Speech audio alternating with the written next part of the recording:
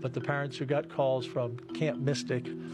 where they said your daughter is not accountable at this point or is not accounted for at this point, I want all of you to know we will do everything humanly possible 24/7, looking at every tree, turning over every rock, whatever it takes, if your child is one of those truly missing and not just out of touch, to find your daughter.